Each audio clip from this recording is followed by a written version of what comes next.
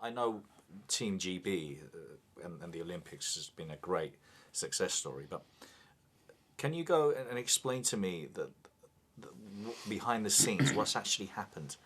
You know, because obviously these teams don't happen overnight. There's a lot of planning. There's a lot of things that make it what it is or what it has been. Can you explain to me what happened with Team GP and how it was so successful? Yeah, well, again, I'm going to give you what I know about it. I wasn't totally involved, but it started back in 1996 when Great Britain won one gold medal, and basically went home with their tail between their legs and said, "This is ridiculous. We're better than this." So people like Clive Woodward and others like him got together. And the first thing they had to do is to realize that if you want to get anywhere, you're going to have to put some money in it.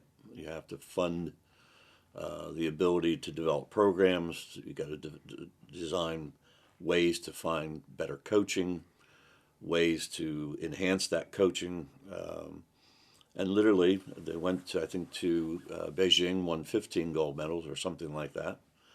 And that's when I met Clive at that point when they were working towards getting to this Olympics. And of course, you won the games. There's always a little bit of a home advantage in terms of medaling as well.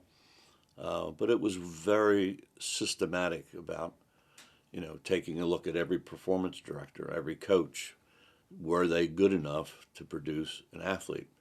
Asking every person, can you win gold? And if they said no, or hinted that maybe they couldn't do that, they were basically, well, we'll get somebody else who thinks they will win gold. So it's developing that winning mindset. And that takes time to get people into that type of thinking. But it's obviously, proof is in the pudding. 39 gold medals this past summer shows that all that effort that was put together, it actually worked. But it's getting, you start with money and coaching and all things, but it's getting the right talent. And part of what I didn't do it with all the athletes, I wish I would have, but is trying to profile people to find out. So I can't tell you who's going to win. I can just tell you who wants to. That's the difference.